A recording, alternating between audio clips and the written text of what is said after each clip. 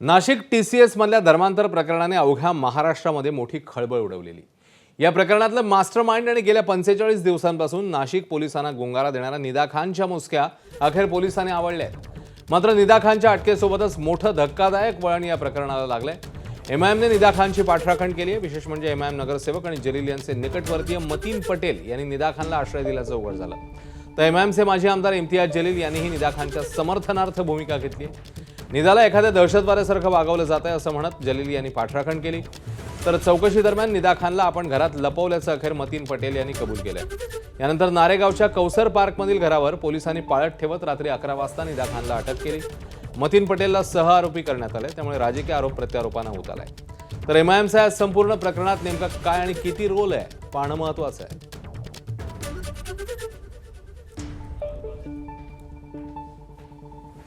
हे स्पष्टपणे दिसतं आहे की निदा खान यांना लपवून ठेवण्यामध्ये MIMचे नगरसेवक यांचा हात होता।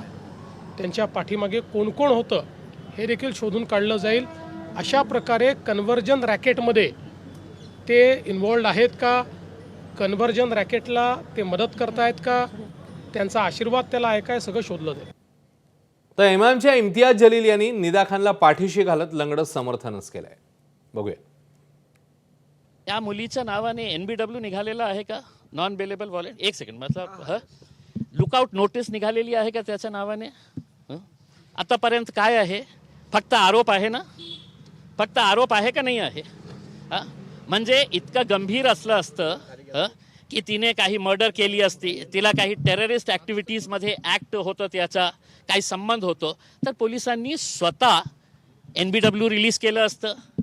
पोलिसांनी स्वतः एक लुकआउट नोटीस जारी केलं असतं।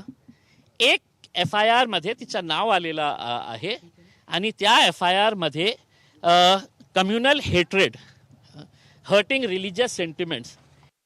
देखिए, मैं मुंबई में था, मुझे पूरी जानकारी है तो पुलिस के ज़रिए लेनी है कि क्या रोल है करके, हमारे कॉरपोरेटर का रहे या किसी का भी रहे है करके उसमें। लेकिन एक बात ये समझ लेना चाहिए कि एक होता है एक्यूज्ड को पूरा राइट होता है कि वो बेल ले करके है, और दूसरा होता है जिसके ऊपर क्राइम सिद्ध हो चुका है और वो गंभीर स्वरूप का अगर क्राइम होता है, डकैती का है, हत्या का है, टेरर एक्ट्स का है, ये बच्ची के ऊपर ये सब है क्या? दरम्यान निदा खान प्रकरणी संजय शिरसाट यांनी केलेल्या आरोपांना इम्तियाज जलील यांनी उत्तर दिलं।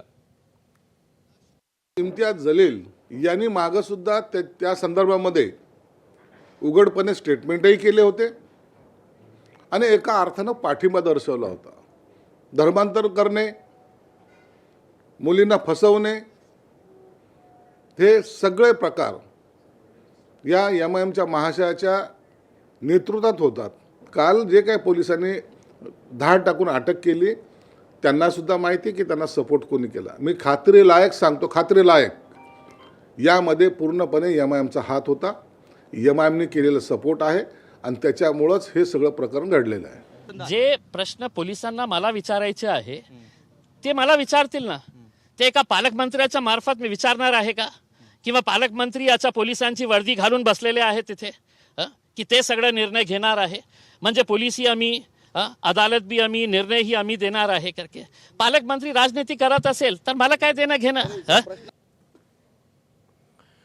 तर या प्रकरणात गोपीचंद पडळकरांनी इम्तियाज जलील यांच्यावर टीका केली आहे। तर भाजपचं राजकारण असून आरोपीला पकडायला वेळ का लागला असा सवाल केला हर्षवर्धन सपकाळ यांनी। पाहूया। काल संभाजीनगरमध्ये ती सापडणं, नगरसेवकाचा तिला पाठबळ असणं, तर या सगळ्या प्रकरणामध्ये इम्तियाज जलील यांचा मुख्य रोल असणार आहे आणि त्याचा तपास पोलिसांनी करावा अशी मागणी आमची नाशिक पोलिसांच्याकडे आहे। नाशिक प्रकरणातल्या अनुषंगानं जो प्रथम जी फिर्याद आली होती FIR, हा पब्लिक पोलिसनी का नाही केला या प्रश्नाचा सातत्याने आम्ही उल्लेख करत असताना अद्यापपर्यंत तो पब्लिक करण्यात आला नाही। कुठलाही गुन्हा दाखल झाला तर तो पब्लिक होत असतो, हा का केला गेला नाही? इथपासून तर आरोपी पकडण्याकरता इतका विलंब, हे सर्व एकंदरीत संशयास्पद आहे। पोलिसांच्या नाकाखाली जर आरोपी जे सापडतात आहे तर यामध्ये पोलिसांनाच जाणून बुजून त्यांना इतके दिवस हे कुठेतरी गायब फरार ठेवायचं होतं की जेणेकरून या प्रकरणाला जातीयतेची आणि द्वेष पसरवणारी जी भावना आहे ती त्यांना निर्माण करायची होती. तर नाशिक धर्मांतर प्रकरणात निदा खानचा नेमका काय रोल आहे ते पाहूया. कंपनीत मॅनेजर टीम लीडर म्हणून ती जबाबदारी सांभाळत होती. टीसीएस मधील पुरुष तसंच महिला कर्मचाऱ्यांचं धर्मांतर करण्याचं कट रचणं, धार्मिक भावना दुखावणं हे आरोप तिच्यावर आहे. गुंगीचं औषध देऊन अत्याचारास मदत केल्याचाही ठपका तिच्यावर ठेवण्यात आलाय. तर पीडितांना धमकावल्याचाही निदावर आरोप आहे. टार्गेट देऊन निदावर जबाबदारी सोपवल्याचा संशय आणि त्या दृष्टीने आता तपास सुरू. एबीपी माझा, उघडा डोळे बघा नीट.